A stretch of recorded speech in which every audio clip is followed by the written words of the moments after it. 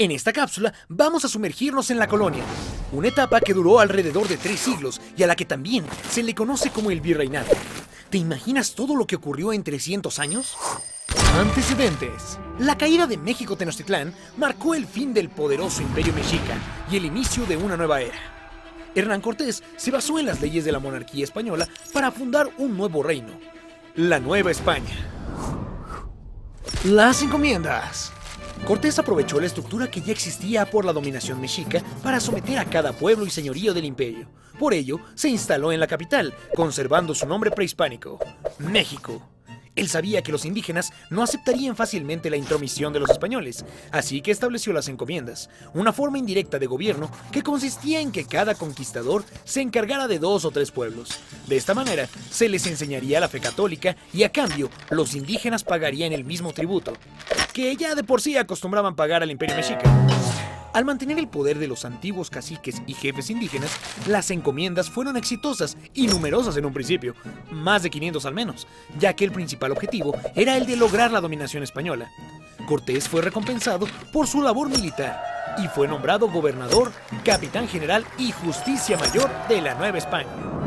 A los encomenderos, en cambio, se les prohibió heredar sus tierras, lo cual generó un gran descontento, provocando que se desquitaran con los indígenas.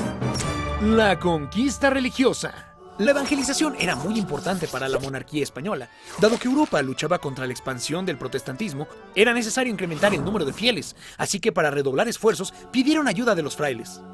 Los franciscanos fueron los primeros en llegar a la Nueva España. En menos de 10 años también se instalaron los dominicos, los agustinos y los mercedarios, quienes fundaron las doctrinas y además construyeron templos y monasterios. Tiempo después también llegaron los jesuitas.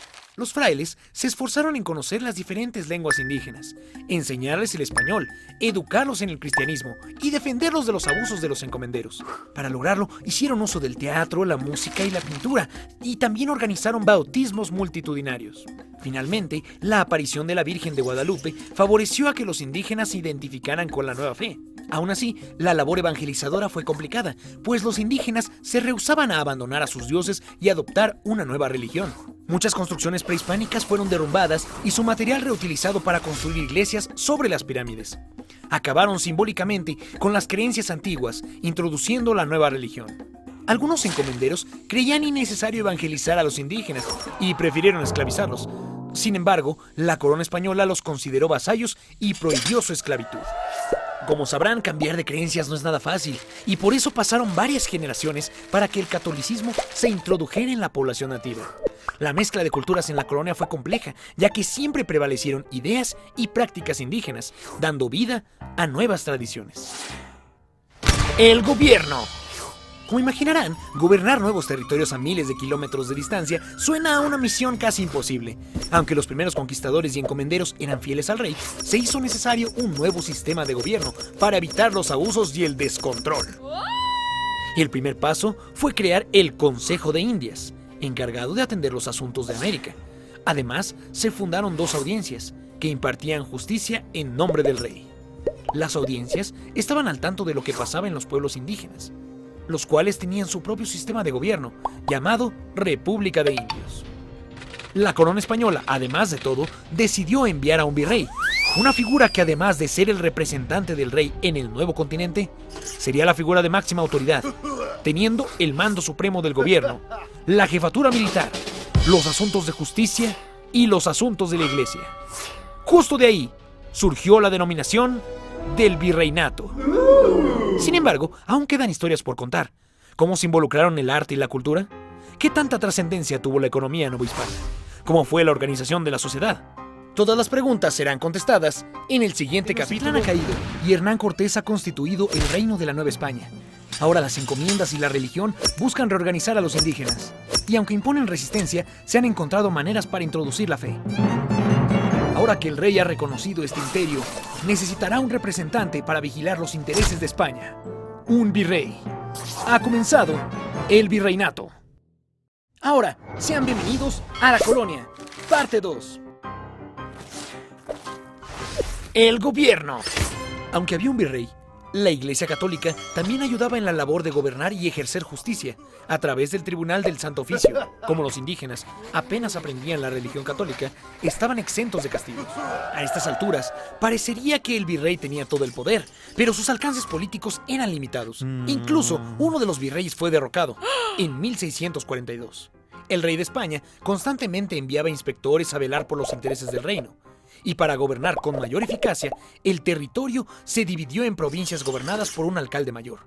Con el tiempo, surgió otra forma de dividir el territorio a través de partidos. Los poblamientos más grandes recibieron los rangos superiores de ciudad o de villa y tenían su propio ayuntamiento, en el que se agrupaban a las autoridades, encargándose de construir urbes a imagen y semejanza de las españolas.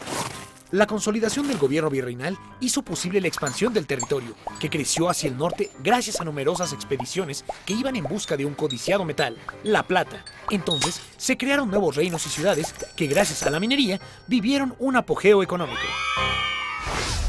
La economía. Nueva España era rica en plata, eso lo sabemos, pero también se comerciaban otros productos, como el cacao o la grana cochinilla, con la que se teñían las telas de un color rojo brillante. Y también se producía azúcar de caña y se cultivaban frutos y vegetales. Mientras la minería arrojaba mucha riqueza para empresarios españoles, los indígenas en las minas sufrieron de explotación y malas condiciones. Aún prohibida la esclavitud, esta podía encontrarse en algunas minas. La plata y otros productos novohispanos llegaban a muchas ciudades del planeta, gracias al comercio internacional por vía marítima. También productos muy lujosos, como la seda, la porcelana, el marfil y las especias, llegaban a Nueva España mediante enormes embarcaciones que viajaban por todo el mundo. El acceso a estos lujos estaba limitado a un pequeño grupo privilegiado. Sociedad. Los títulos nobiliarios y el origen familiar se consideraban muy importantes para las élites, y tanto la nobleza indígena como la española gozaban un estatus superior. Los españoles peninsulares concentraron paulatinamente poder y riquezas, estableciendo además un esquema de distinción social basado en los rasgos físicos y el color de la piel. El sistema de castas. Con las mezclas de sangre y razas, surgió la inquietud de clasificar a las personas de acuerdo a su origen, y aparecieron categorías un tanto extrañas, como los criollos, los cambujos, los mestizos o los ambos. La pertenencia a un grupo era muy importante para ser tomado en cuenta en la época. Por eso las personas que compartían un oficio o actividad formaban corporaciones, mismas que defendían los intereses de su gremio ante las autoridades. El arte y la cultura. La Iglesia Católica era una institución muy poderosa. Además de influir en la vida social y política, regía gran parte de las producciones culturales y artísticas.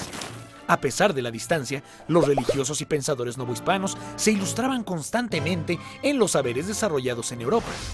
La arquitectura, la música, la pintura y la escultura florecieron al cobijo de la Iglesia.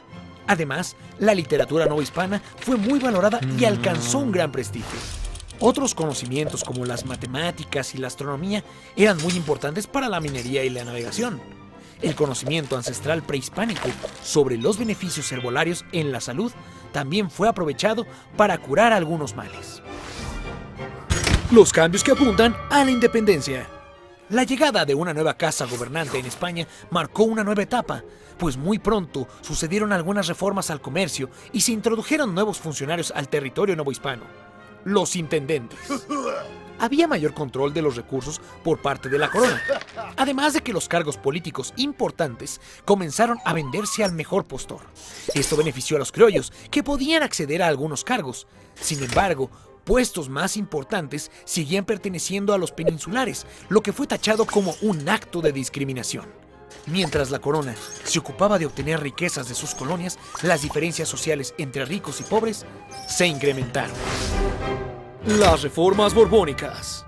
Para hacer más eficiente la administración de sus colonias, los Borbones, quienes regían en España desde el siglo XVIII, establecieron impuestos a las actividades productivas, como la minería y el comercio. La corona controló una parte del ahorro de los indígenas con el pretexto de prevenir desastres o epidemias, pero esta medida provocó un malestar general y recurrieron al amparo del rey.